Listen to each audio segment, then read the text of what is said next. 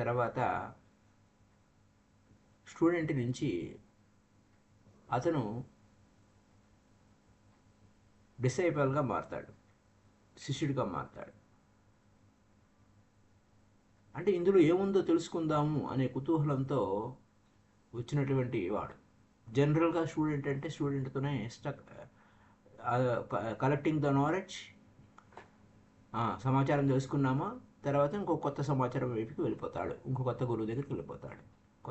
అయితే అక్కడ only teacher, student teacher relationship ఉంటుంది. అయితే డిసైపుల్ అనే దగ్గరికి వచ్చేసరికి ఏమొస్తుంది, డిసైపుల్ అండ్ మాస్టర్ రిలేషన్షిప్ ఎలా ఉంటుందంటే, శిష్యుడిగా వచ్చిన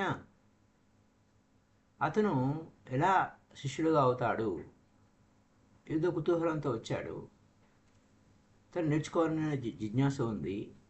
ఆ గురువు యొక్క మాటలు, ఆకర్షణ, ఆ గురువు యొక్క ప్రజెన్స్ ఆ ఆరాలో ఉండడం వలన తాను మైమర్చిపోయి ఆ గురువు చెప్పిన వాక్కుల్ని తూచా తప్పకుండా పాటిస్తూ ఉంటాడు. చివరికి ఏమవుతాడు ఆ యొక్క శిష్యుడు అంటే, అక్కడ శిష్య ఈజ్ రెడీ టు లెర్న్. ఆయన చెప్పినవన్నీ ఇంకా సంశయం లేకుండా నిస్సంశయంగా ఆచరణలో పెడతాడు. అయితే గొప్ప పరిణామక్రమం సంభవిస్తుంది.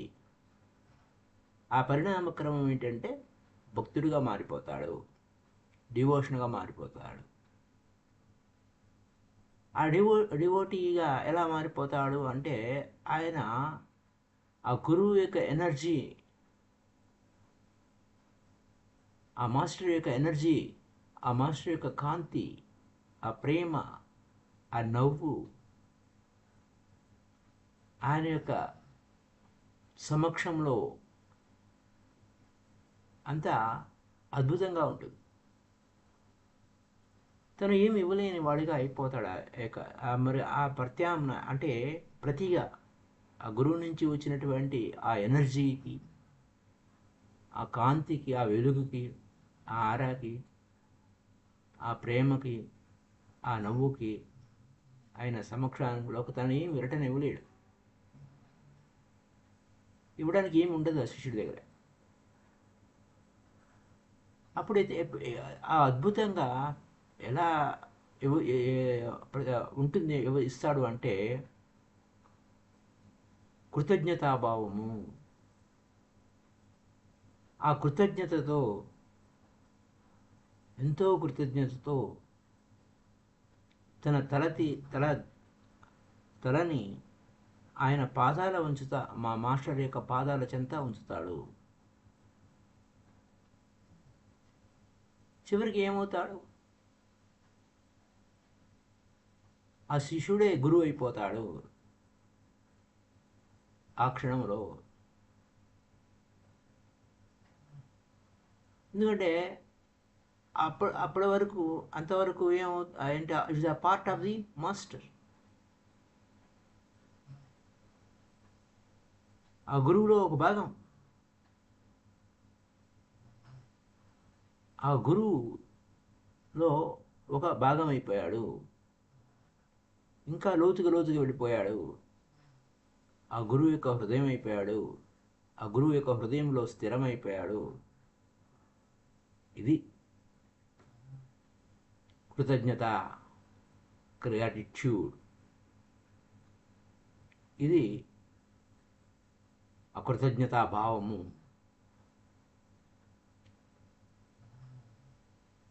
అంటే ఈ యొక్క పరిణామక్రమం సంభవించిన తర్వాత 4th స్టేజ్ వస్తుంది. 4 స్టేజెస్ అన్నాం కదా. 4th స్టేజ్ స్టూడెంట్ అనేది ఒక స్టేజీ, డిసైబుల్ అనేది 2వ స్టేజీ, 3rd అనేది డివోటీ, 4th అనేది మాస్టర్ అయిపోయాడు. You become the master.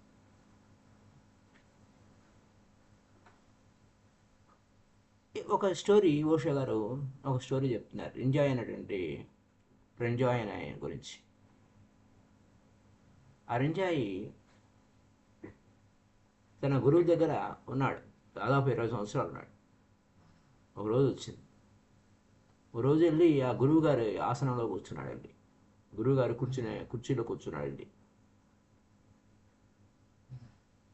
గురువు వచ్చాడు, చూశాడు. ఓహో, కూర్చున్నాడా అని చెప్పి ఆయన సింపుల్గా ఆయనకి తిరిగి వెళ్ళిపోయాడు. ఏం మాట్లాడలా. ఆయనకు అర్థమైపోయింది. మీరు చూసిన వాళ్ళు ఏమనుకున్నారు, ఇదేమి వింతగా ఉంది, ఏం జరిగింది ఇక్కడ అన్నాడు.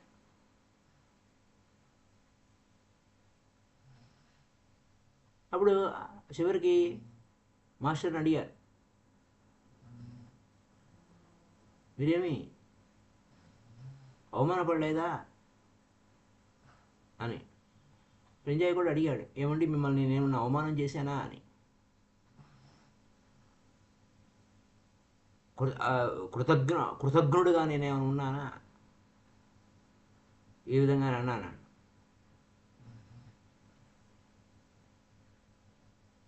అప్పుడు ఆ గురువు ఏమన్నాడు, నవ్వాడు. ఏం లేదయ్యా, నువ్వు గురువు అయిపోయావు, మాస్టర్ అయిపోయావు, నువ్వు ఇంటికి చేరుకున్నావు. ఆ స్టూడెంట్ నుంచి శిష్యుడిగా మారావు, శిష్యుడి నుంచి భక్తుడిగా మారావు, భక్తుడి నుంచి మాస్టర్గా మారిపోయావు. ఇక్కడ భక్తి అనే పదాన్ని మీరు మిస్అండర్స్టాండింగ్ చేసుకోకూడదు. స్వస్వరూపానుసంధానం భక్తిరిత్య అభిధీయతే. మిమ్మల్ని మీరు తెలుసుకోవడమే భక్తి, భక్తుడు. ఆ ఎవరిని భక్తుడు అంటారు, తను తాను తెలుసుకున్న వాడిని భక్తుడు అంటారు.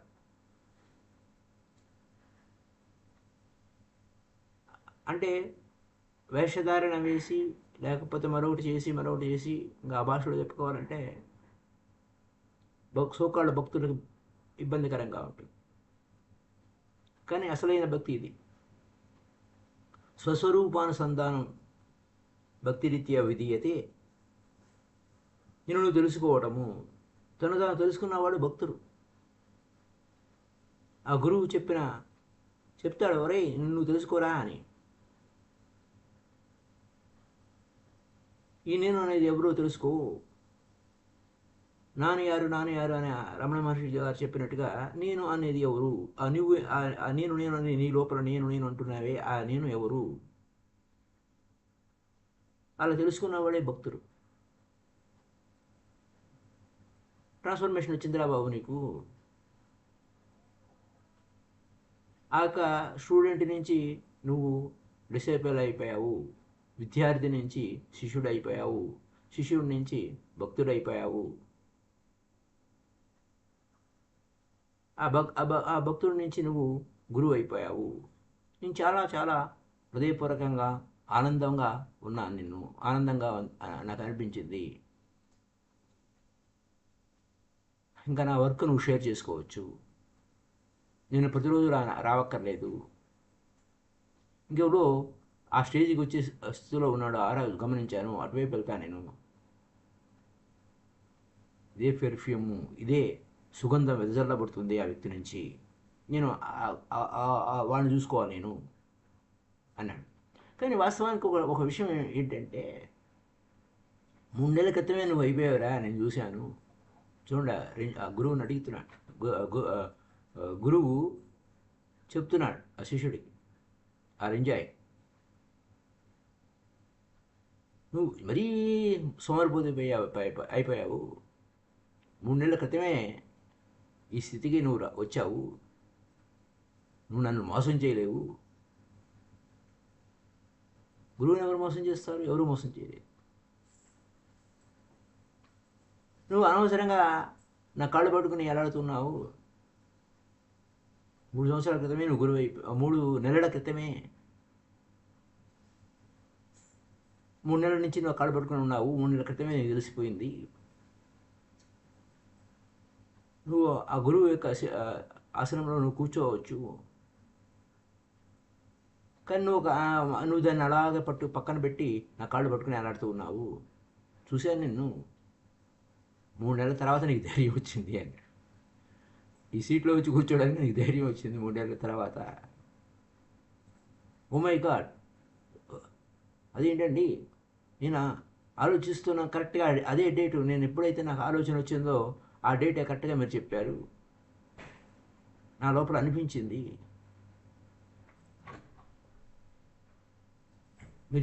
మీరు కరెక్ట్గా అదే డేట్ చెప్పారు. అవునండి కరెక్టే, 3 నెలల క్రితమే ఈ విధంగా నాకు అనిపించింది. నేను లేజీగానే ఉన్నాను, సోమరిగానే ఉన్నాను. కానీ సా సోమరి అంటే ఆ 3 నెలలకి నాకు ధైర్యం సరిపోలేదు కూర్చోడానికి. చివరికి ఇది సరికాదేమో, ఇది సరికాదేమో, ఎవరైనా చూస్తే బాగోదేమో, ఇది కరెక్ట్ కాదేమో అనిపించింది. అందుకోసం ఆ 3 నెలలు వెయిట్ చేశాను అన్నాడు.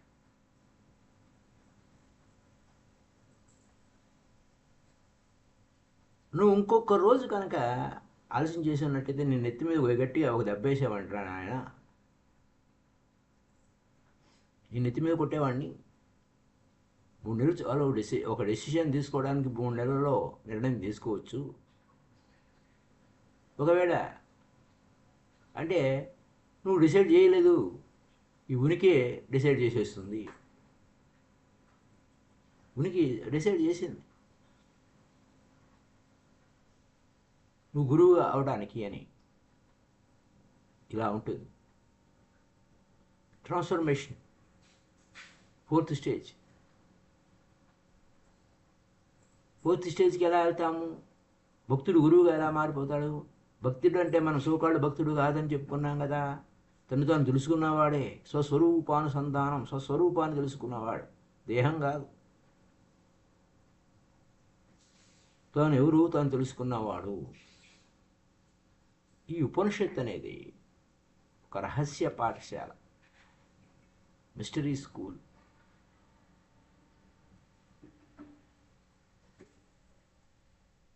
అయితే ఈరోజు మనం ఉపనిషత్తులోకి ప్రవేశిస్తున్నాము.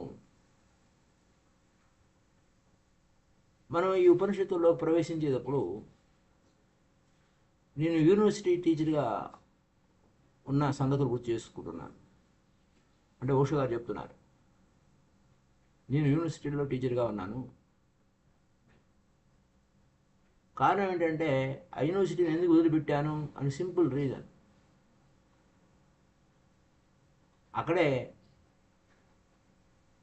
నన్ను ఎదగనివ్వకుండా ఏ స్టెప్లో ఒక మొదటి స్టెప్ మీదే, మొదటి మెట్టు మీదే ఆపిస్తుంది ఆ యూనివర్సిటీ. నువ్వు శిష్యుడు అవడానికి యూనివర్సిటీ అవసరం లేదు. నువ్వు మరి ఆ శిష్యుడు ఆ తర్వాత నీ క్వశ్చన్ ఎక్కడి నుంచి వస్తుంది? నేను భక్తుడిగా మారాలా, మాస్టర్గా ఎదగాలా? నేను భక్తుడిగా ఉండిపోవాలా, లేదా నేను మాస్టర్గా? Master simply does not arise. నువ్వు భక్తుడిగా ఉండిపోతే క్వశ్చన్ అక్కడ ఏమవుతుంది? నువ్వు భక్తుడిగా ఉండిపోతే నువ్వు మాస్టర్గా ఎదగలేవు. ఇక్కడ విచిత్రం ఏంటంటే ఓషో గారు తన శైలిలో ఏం చెప్తున్నారు? టెంపుల్స్ ఉన్నాయి, అక్కడ స్టూడెంటు లేదు, డిసేబుల్ లేదు, విద్యార్థి లేదు, అక్కడ శిష్యుడు లేడు. నేరుగా భక్తిని ఎన్ఫోర్స్మెంట్ చేస్తున్నాయి నీ మీద. నువ్వు ఇలాగ ఉండాలి, భక్తిగా ఉండాలని. అది తప్పు. వేర్లు లేకుండా, పునాది లేకుండా బిల్డింగ్ కట్టినట్టయింది. అక్కడ మనం ఆ చర్చిలో భక్తులు ఉంటారు ప్రపంచవ్యాప్తంగా, ఆ యొక్క సైనిగోగులో ఉంటారు, టెంపుల్స్లో ఉంటారు భక్తులు. కానీ భక్తి అంటే ఏంటో తెలియదు. భక్తి అంటే ఏంటో తెలియదు. ఆ చర్చిలో ఉన్నా, ఆ సైనిగోగులో ఉన్నా, టెంపుల్స్లో ఉన్నా భక్తి అంటే ఏంటో తెలియదు. భక్తులు ఉన్నారు, ఏంది వాడు మొదట స్టూడెంట్గా లేడు, శిష్యుడుగా లేడు, నేరుగా భక్తుడైపోయాడు. ఆ భక్తుడికి భక్తి అంటే ఏంటో తెలియదు. స్వస్వరూపానుసంధానం అంటే ఏంటో తెలియదు. తను తాను తెలుసుకోవడం అంటే ఏంటో తెలియదు.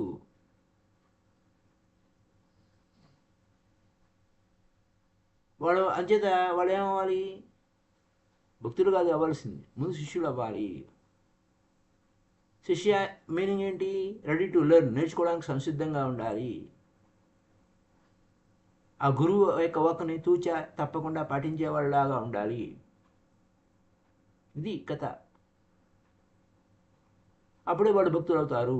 అంటే సంధానులు అవుతారు, తను తెలుసుకుంటారు. మిస్టరీ స్కూల్ అంటే ఒక సిస్టమేటిక్గా అద్భుతాలని ఎదుర్కోవడం, తనలో ఉన్న ఆ అద్భుతాన్ని నేరుగా ఎదుర్కోవటం, ఎన్కౌంటర్ విత్ ద మిరాక్యులస్, సిస్టమేటిక్గా, పద్ధతిగా. నీ చుట్టూ అద్భుతాలే ఉన్నాయి, లోపల ఉన్నాయి, బయట ఉన్నాయి. లోపల బయట ఉన్నాయి, రెండు వైపులా ఉంది, పదును ఉంది, కత్తి. నీ లోపల ఉంది, బయట ఉంది. కానీ ఆ నీ లోపల బయట ఉన్నదానికి బయటకు తీసుకొచ్చే విషయం ఏంటి? ఒక సిస్టమ్ కావాలి. గురువు ఏం చేస్తాడు, మాస్టర్ ఏం చేస్తాడు? ఒక సిస్టమ్ ఇస్తాడు, ఒరేయ్ చూసుకోరా నాయనా అని. నెమ్మదిగా ఆ నీటిలోకి అడుగు నెమ్మదిగా అడుగులు వేస్తూ లోపలికి వెళ్ళిపో, డీప్గా నీళ్ళల్లోకి వెళ్ళిపో అని. అక్కడ ఆ డీప్గా లోపలికి వెళ్ళిపోయి ఆ నీటిలో, ఆ మహాసాగరంలో మాయమైపోతావు. చివరికి ఏమైపోతావు? నువ్వే మహాసాగరం అయిపోతావు. ఇక్కడ లిటరల్ మీనింగ్ తీసుకోకూడదు. లిటరల్ మీనింగ్ ఏంటంటే నీళ్ళ లోపల తెచ్చుకోవాలా? ఇలాంటి పిచ్చి ఆలోచనలు లేవు.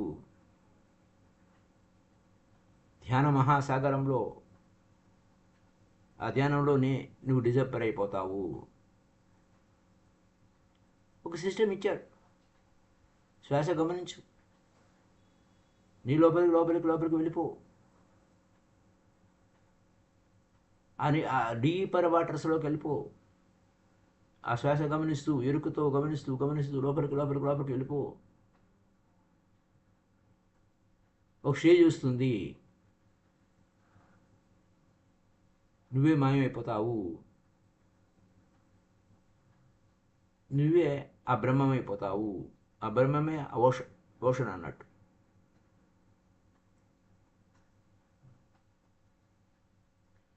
ఇలాంటి స్థితిలో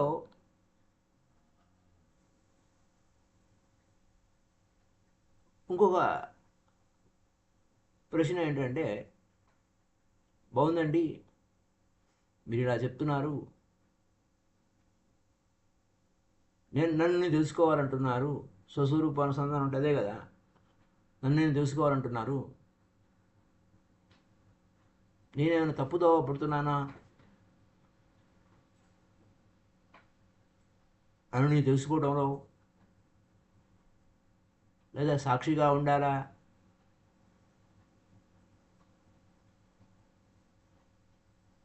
అప్పుడు నేను సాక్షిగా ఉంటే ఈ నేను అనే దాన్ని, నన్ను నేను నిర్వచించుకోవడానికి కూడా ఏమీ లేకుండా పోతుందే. నేను ఏదైతే ఉన్నానో అది నేను చేయడం లేదు. నేను ఏదైతే నా పలానా అది ఇది అనుకున్నానో అది నేను కాకుండా ఉంటుంది. అసలు నేను ఉన్నానా లేదా కూడా అర్థం అయ్యట్లేదు, నేను ఎవరిని కూడా అర్థం కావట్లేదు.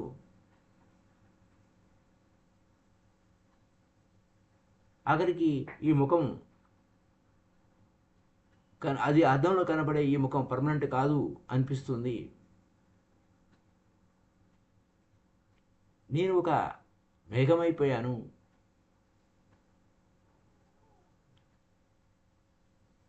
ఈ అంతరిక్షంలో ఒక మేఘంలాగా, ఒక కాంతిలాగా అయిపోయాను. ఆ తర్వాత ఇంకేమైనా మిగిలి ఉందా అనే డౌట్ వచ్చింది. కొంచెం దయచేసి చెప్పండి, ఏమిటి తదుపరి పరిస్థితి, నా పరిస్థితి? నువ్వు సరైన దారిలోనే ఉన్నావు, చూడండి ఎలా ఉందో. మాస్టర్ చెప్పేది ఎలా ఉంటుంది, నువ్వు సరైన దారిలోనే ఉన్నావు, అదేంత రాంగ్ టర్న్ ఏం కాదు. నీ వ్యక్తిత్వము, నీ చేతలు, నీ ఆలోచనలు, నీ మనసు మీ భావావేశాలు అవేమి నీ వాస్తవాలు కాదు, వాస్తవికత కాదు, నీ రియాలిటీ కాదు. నేను నేను నేను అనేది నీ పర్సనాలిటీ, ఐఎమ్ దట్, ఐఎమ్ అలాగా, ఇది అనేది, నేను అలాంటి వాడిని ఇలాంటి వాడిని, అవేమి అవి కాదు, నీ చేతలు కావు, నీ ఆలోచనలు కావు, నీ మనసు కాదు, నీ భావావేశాలు కాదు, ఇవేవి నీ రియాలిటీ కాదు. తను తాను ఎవరికి తెలుస్తుంది వ్యవహారం అంతా సహజంగా ఎవరైతే తను తాను తెలుసుకోవడం కోసం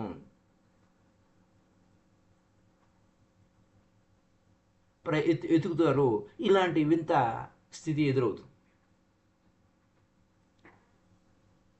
ప్రతిరోజు క్రమక్రమంగా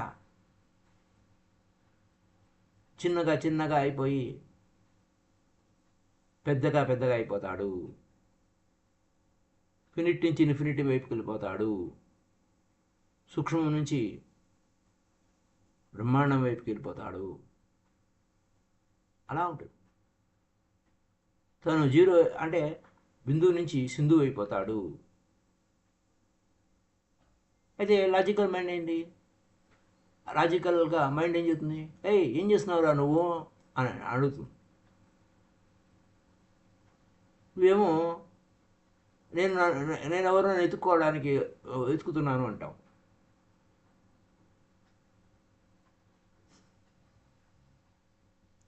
అప్పుడు వాట్ ఆర్ యూ డూయింగ్ అని అంటుంది మనసు. లాజికల్ మైండ్ ఏముంటుంది? నువ్వు ఏం చేస్తున్నావురా నాయనా, నేను దారి తప్పి ఏమేమో చూసుకో, ఏం చేస్తున్నావు నువ్వేమంటావు?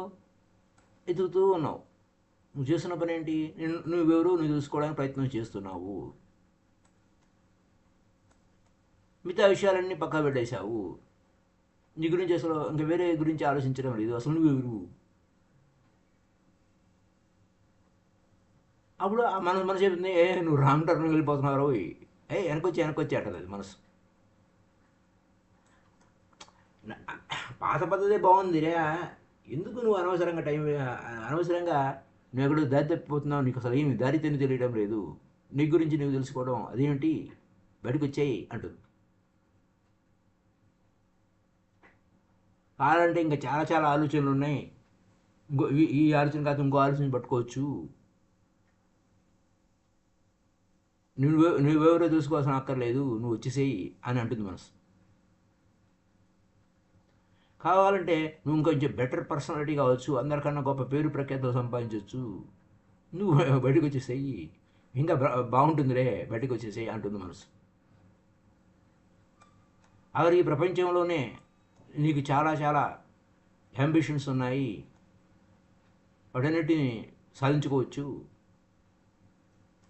ఏం కాగలవో అంత గొప్పగా నువ్వు ప్రెసిడెంట్ కావచ్చు, ప్రైమ్ మినిస్టర్ కావచ్చు, లేదా గొప్ప సెలబ్రిటీ కావచ్చు, నువ్వు బయటకు వచ్చేసేయి అంటుంది మనసు. లాజికల్ మైండ్కి దానికి అది కరెక్ట్, దానికి అది సరైన పదం.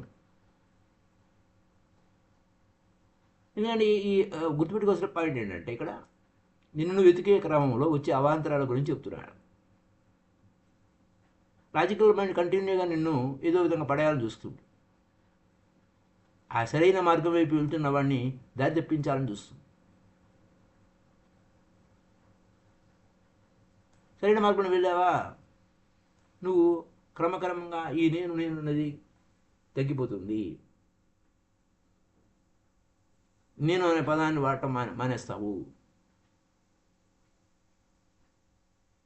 తప్పేమిటో అర్థమవుతుంది,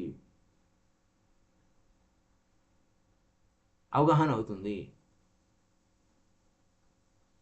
ఉన్నదంతా ఏం లేదురా, అనవసరంగా వీటి లేనివి నేనేదో కల్పన చేసుకున్నాను ఇన్నాళ్ళు అని నీకు పూర్తిగా అవగాహన వచ్చేస్తుంది. అప్పుడు నువ్వు ఏ విధంగా మారిపోతావు? నిజాగరూకతలో ఉంటావు, అవేర్నెస్లో ఉంటావు, సాక్షిగా ఉంటావు. ఆ సాక్షితత్వంలో విట్నెసింగ్ పాయింట్కి చేరుకుంటావు. ఈ వచ్చింది నువ్వు ఊరు వచ్చేసావా, ఇంటికి వచ్చేసావా అంటే లేదు, జర్నీ మధ్యలోనే ఉన్నావు. సగం జర్నీ పూర్తయింది. అయితే సత్యం తెలుసుకునే ముందు సరికానిది సరి ఏనిది తెలుసుకునే ముందు సరికానిది ఏంటో ముందు తెలుసుకోవాలి. ఎందుకంటే మన జీవితం అంతా సరికాని విషయాల మీదే ఎక్కువ దృష్టి పెట్టడం జరుగుతుంది. ఏది సరైనది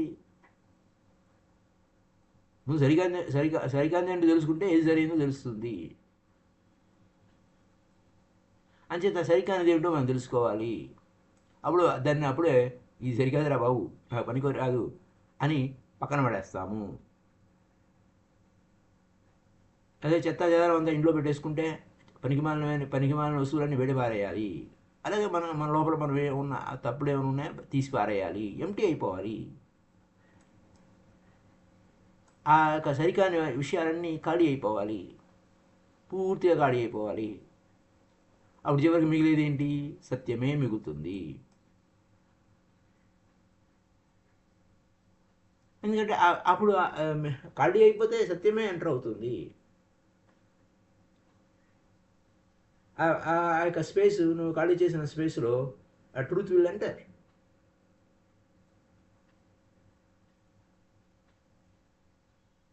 ఆ గ్యాప్ చాలా చిన్నగా ఉంటుంది.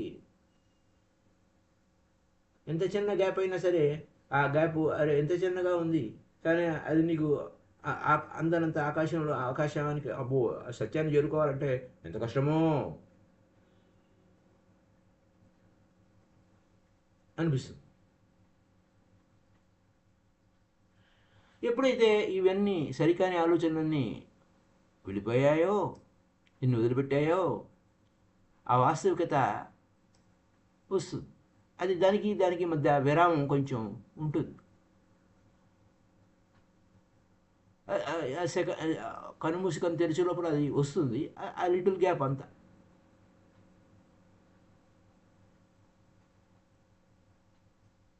కానీ అది కూడా భరించలేము. అయ్యో ఏంటిది, ఏమవుతుంది ఆ ఎంప్టీనెస్ను కూడా దాన్ని దాటాలి.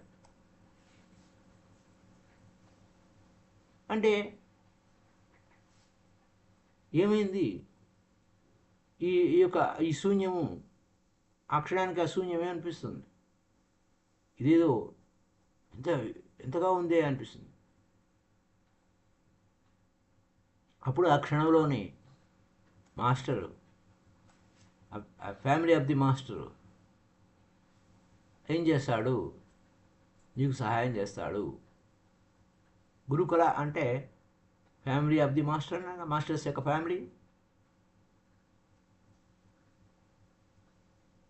అంతా ఒకే కుటుంబ సభ్యులమైపోతాము. ఆయన ఆ కుటుంబం ఆ పెద్ద గురువు ఏం చేస్తాడు? నీకు సహాయం చేస్తాడు. ఆయన సమక్షంలో విషయం సంభవిస్తుంది. ఒరే ఏం ఆవేదన పడబాక, వెయిట్ చెయ్యి, సహనమే ప్రగతి అని చెప్తాడు. నేర్చుకో, సహనాన్ని నేర్చుకో, సహనంగా ఉండడం నేర్చుకో.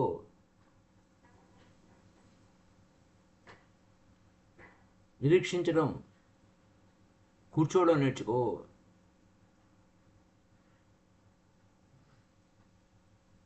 గమ్మును కూర్చో, ఆలోచన రేతిస్తులోకి వెళ్ళు. ఆలోచనని శూన్యం చేయి. తదుపరి వెయిట్ చేయి, కంగారు ఎందుకు, ఉండు. సహనమే ప్రగతి.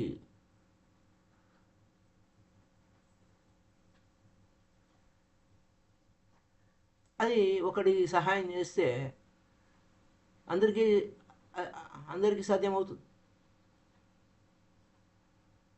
If it can happen to one man, it can happen to all. ఒకటికి సాధ్యమైంది, గౌతమ సిద్ధార్థుడికి సాధ్యమైంది, మిగతా వాళ్ళకి ఎందుకు సాధ్యం కాదు? శ్వాస గమనిస్తే గౌతమ సిద్ధార్థుడు బనగయ్య బుద్ధ, ఎవ్రీబడి కెన్ బనగయ్య బుద్ధ, అందరూ అవుతారు. అంచేత ఆ ఫ్యామిలీ ఏం చేస్తుంది? ఆ గురువు యొక్క ఫ్యామిలీ కావలసిన సపోర్ట్ ఇస్తుంది.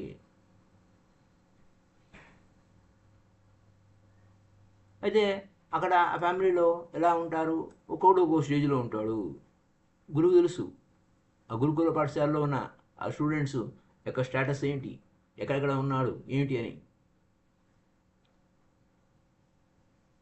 నీలా మరొకడు నీలాగే నీ స్థితిలోనే మరొకడు ఉండొచ్చు, మరొకడు ఆ స్థితిని కూడా దాటిపోయి ఉండొచ్చు.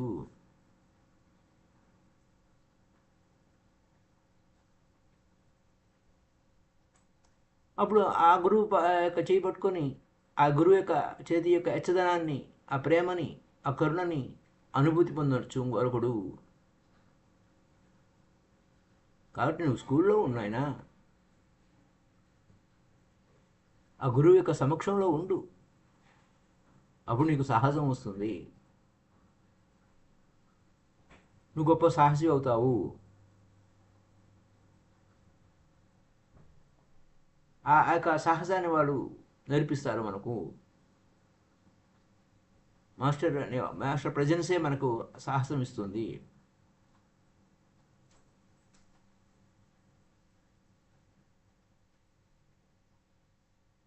ఏ ఉద్దేశం లేకుండా ఈ స్కూల్స్ ఓపెన్ చేయలేదు. ఎందుకంటే జర్నీ ఏకాకిగా జర్నీ చేయడం అంటే చాలా అవరోధాలు ఎదుర్కోవాలి, చాలా చాలా అవరోధాలు ఎదుర్కోవాలి అన్నమాట. ఇది ఎలా ఉంటుందంటే